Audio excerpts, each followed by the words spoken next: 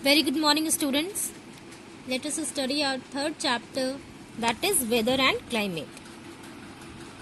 As we know, people living in the different parts of the world have different lifestyles. They live in different types of houses, eat a variety of food, and wear different kinds of clothes. The difference in lifestyle is due to different climatic condition in various parts of the world. And even in our country, there is a diversity in the lifestyle which is due to different climatic conditions within the country. Now let us know about weather and climate. What is it? Many times the term weather and climate are used interchangeably, but in fact these two terms are not the same. What is weather? Weather is the condition of the atmosphere at a given time and place. Means the condition of the atmosphere at a given time and place is called weather. It may not remain constant even for a single day. That is why we often describe weather as sunny, warm, cloudy, rainy or cold. There are basic factors that determines weather of a place, like temperature of air, precipitation, wind, atmospheric pressure, cloudiness, humidity. The person who study various weather conditions of a place are called meteorologists. Now let's move on towards the next topic, that is climate. Climate of a place is the average weather conditions over a long period of time. And what we had studied about weather? Weather is the condition of the atmosphere at a given time and place. And the weather may not remain constant even for a single day. But climate of a place is the average weather condition over a long period of time. Different places in the world experience different types of climate. Some regions are hot and dry. In some areas, the climate is cold and the land is covered by snow and ice. In some parts of the world, the climate is neither hot nor cold, and there is moderate rainfall. About the factors deeply that determine the climate of a place, and those are latitude, altitude, winds, distance from the sea, humidity, ocean currents. Let us know about these factors one by one. First is latitude, the first factor which determines the climate of a place. Latitude, that is distance from the equator. Places which are near the equator are hotter than places far from the equator. Do you know the reason, students? Why it is so? Look here. Because the sun rays are vertical near the equator. That's why the places which are located near the equator are hot as compared to the places which are far from the equator. Because the sun rays are slanting near the two poles, that is North Pole and South Pole, and the sun rays are vertical near the equator. That is why the places which are located near the equator is hot as compared to the North Pole region and the South Pole region, because the sun rays are slanting near the two poles. Now let us know about the second point, that is altitude. What is it? The second factor that determines the climate of a place. Altitude, that is height above the sea level. Do you know, students, why people go to hill stations in summer? Because they are located high above the sea levels. The higher we go, the cooler it becomes. It becomes cooler because temperature falls with height gained. It is cold in the high mountains because mountains are located at a high altitude.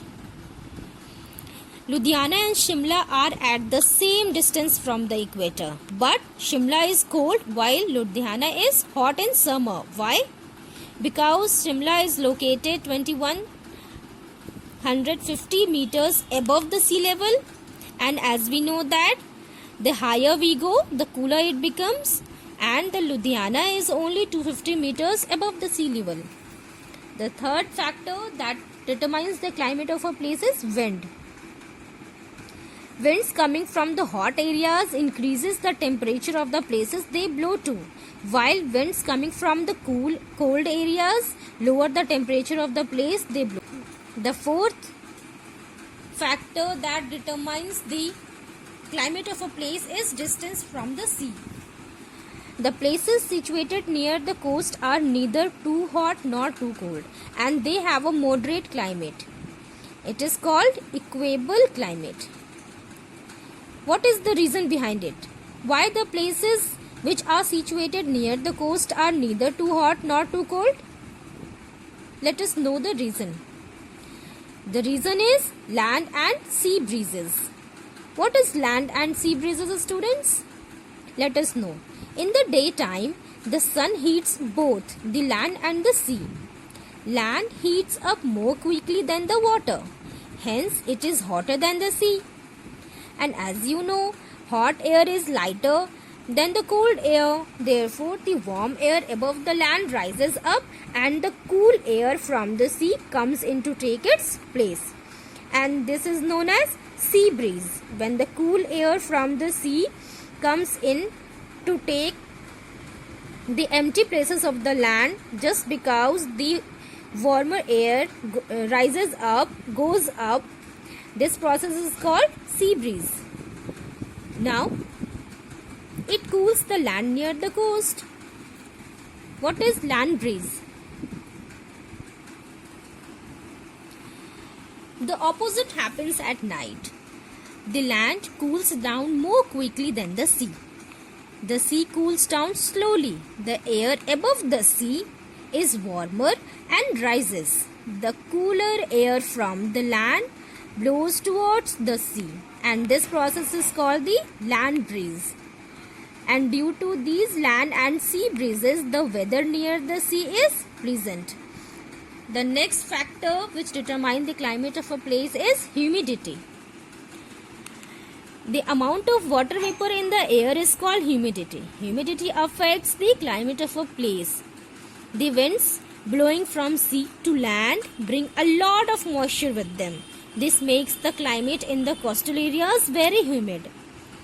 So students, the places which are located or situated near the coastal areas or the places which are located near the sea, the climate of that areas are very humid. Students, we had studied about the factors that determine the climatic condition of a place. The factors are latitude, altitude, winds, distance from the sea, humidity, oceans. Now let us know about the heat zones of the earth.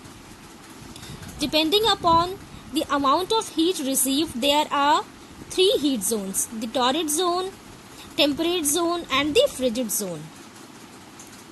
Where torrid zone lies? The torrid zone lies on both the sides of the equator. The region lying between the Tropic of Cancer and the Tropic of Capricorn is called the torrid zone. And this zone gets the direct rays of the sun all the years around. Hence, the climate is hot and humid. The next zone is temperate zone, north temperate zone and south temperate zone. This region is neither hot nor very cold. It lies between the torrid zone and the frigid zone. On both the sides, it lies between the torrid zone and frigid zone. The last heat zone is frigid zone. This zone lies between both sides. The region lying between the Arctic Circle and the North Pole and the region lying between the Antarctic Circle and the South Pole is frigid zone, as you all can see here. It receives very slanting rays of the sun and is therefore very cold. Thank you, students.